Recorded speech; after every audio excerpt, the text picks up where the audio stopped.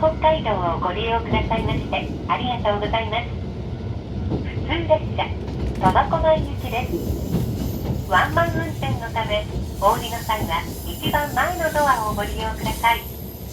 運賃は両替機をご利用の上釣り銭のいらないようご用意ください。携帯電話はマナーモードに設定の上通話はお控えください。車内は禁煙です。車内で不審物や気がかりなことがございましたら乗務員へ声をおかけください。また SOS ボタンの位置を確認いただき緊急事態が発生した場合は SOS ボタンを押して乗務員へお知らせください。次は自分です。